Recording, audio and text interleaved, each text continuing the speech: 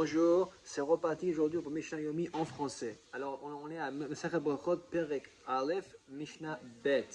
Mais maintenant, Koring et Shema Beshachit. À partir de quelle heure on peut dire le Shema dans le matin? Le plus tôt dans le matin qu'on peut dire le Shema.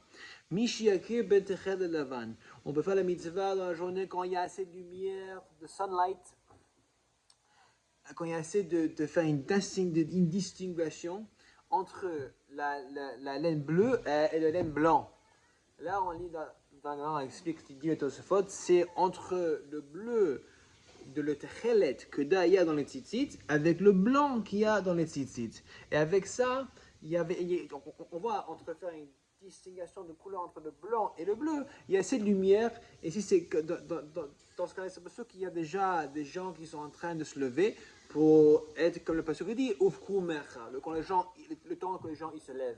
Maintenant, il y a Machloket Tenaim qui dit quelque chose d'autre. Rabbi Eliezer Omer, Rabbi Eliezer il dit Ben Techel Karti. Non, c'est pas assez de lumière pour dire le chemin quand il y a juste assez pour faire une distinction entre le Techel, le bleu, et le blanc, mais il faut quand même qu'il y ait assez de lumière pour faire une distinction entre la laine qui est bleue avec une laine qui est teinte d'une couleur vert, un peu comme un poireau. Tu vois, il y a besoin beaucoup plus de lumière pour faire une distinction entre le vert et le bleu que le blanc et le bleu. Et avec ça, Rabbi Eliezer, il continue maintenant, en commençant à dire à partir de quelle heure on peut dire le chemin le matin. Il dit jusqu'à quand on peut dire le chemin le matin. Uve Gomra ad Netzachama. Et Rabbi Eliezer, il a dit qu'il faut qu'on le finisse par Netz, par le lever du soleil. Ça, c'est le plus tard qu'on peut dire le chemin. Parce que après ça, c'est pour sûr que les gens déjà, ils sont tous levés déjà. Alors quand la majorité des gens, ils sont levés avant ce temps, c'est pour ça, c'est le cut-off pour Rabbi Eliezer. Mais là, il y a machloket avec un autre Hana. Rabbi Yoshua Omer, Ad Shalosh Shaot. Non, on peut faire la mitzvah jusqu'à la 3e heure de la journée. Sheken derech bnei malachim la'amod b'shloshah. Parce que ça c'est la façon que les juifs sont les princes, les fils du roi, ils ont l'habitude de prendre grâce matinée, de se lever que à la fin de les premières 3 heures. Alors vu que comme il y a des gens qui se lèvent tard pendant ce jour, cette heure qui est la fin de la 3e heure, s'il y a même inclus cette période dans la période de le chemin. Pour dire que quoi? Que Rabbi Eliezer, il a vu que s'il y a une majorité des gens qui sont déjà levés, on peut plus dire chemin. Mais Rabbi Yoshua a dit non, mais comme il y a les gens qui sont encore levés, qui se lèvent dans ce temps un peu plus tard, c'est considéré un temps de Beshor Becha. Ok, Yeshua maintenant il va nous apprendre qu'est-ce qui se passe si quelqu'un il a raté le deadline. Et d'ailleurs ça arrive souvent à Shabbat. On ne prie pas tout à fait tôt les Shabbat matin, on prie environ 9h, 8h30. Souvent que ça arrive quand on dit le chemin avec les brachot pendant la prière, mais pas autant de chemin. Alors mais il faut qu'on dise chemin avant, mais quand même on dit les brachot sans pouvoir accomplir la mitzvah de chemin avec les brachot. Quelqu'un qui dit le chemin après les premières 3 heures, après la fin de le temps de chemin, il ne perd pas sur les brachot que tu peux dire avec le chemin.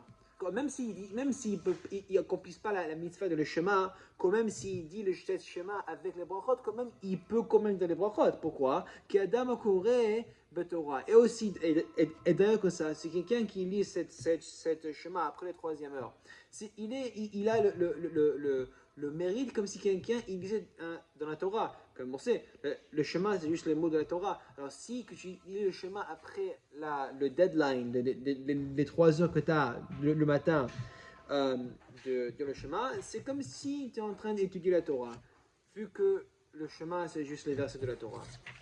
Ok, Mishnah 3. Maintenant, il y a un machloket entre Beit Shammai et Beit Hillel, comme on voit ça tout le temps dans les Mishnayot et dans les Gemarot. Il y avait Beit Shammai et Beit Hillel, c'était un des plus grandes les plus grands débats dans le Talmud et la Gemara et le Mishnah, et ça c'est le premier qu'on a dans tous les chasses. Ok. Beit Shammai, Beit Shammai dit Be'erev kol Adam yatuv vayikra'u. Dans le matin, excuse-moi, dans le soir, comme le pasuk dit Beshorbecha, quand tu te couches, aussi, comment on fait le chemin? On se couche. Tout le monde devrait se coucher et se mettre sur leur côté et dire le chemin le soir. Ou Boker, il y a un modou. Il y a un modou. Et pareil le matin, tu devrais, quand tu dis le chemin, tu devrais de te lever. Parce que chez Neymar, ou Shorbecha, parce que dit quand tu te lèves et quand tu te couches. Quand tu te couches et quand tu te lèves. Alors, pas seulement c'est une connotation de temps, le Beshor Berav Komer, mais aussi une connotation de comment tu pourras faire la mitzvah. C'est-à-dire que pas seulement ça, tu dis au temps que les gens ils se couchent, au temps où les gens ils se lèvent, mais aussi ça c'est la façon comment tu vas dire. Pendant que tu te couches et pendant que tu te lèves. Mais on a un machloket et Beitil il dit, Beitil Omrim, Kol Adam Kourek Kidako. Non, tu dis, tu peux dire le chemin de n'importe quelle façon que tu veux, dans n'importe quelle position que tu veux. Soit c'est allongé, soit c'est assis, soit c'est marché, comme tu veux. Parce qu'il y a aussi le chemin, il y a un peu ce que dit Ovlech Techa Vaderech. Juste avant tu fais à ta façon. When you walk on the way, ça veut dire que tu peux même faire le chemin quand tu marches. Si c'est comme ça, il n'y a pas de requirement, il n'y a pas d'obligation de le dire quand tu es allongé, quand tu es debout. Alors, si c'est comme ça, si ça, pourquoi c'est écrit dans la Torah, quand tu te couches et quand tu te lèves, si ce n'est pas une connotation de comment faire la mitzvah, c'est quoi? Le temps, c'est juste une connotation de temps. Le temps de le chemin de soir, c'est quand les gens ils se couchent. Et le temps de le chemin de le matin, c'est quand les gens ils se lèvent. Mais ce n'est pas aussi une connotation de comment faire la mitzvah. Maintenant, on a une histoire connectée avec cette dispute et on voit d'ici de qui on suit comme halakha. Amar Rabbi Tarfon, il dit moi j'étais sur le chemin, sur la route, et le temps de chemin le soir il est venu.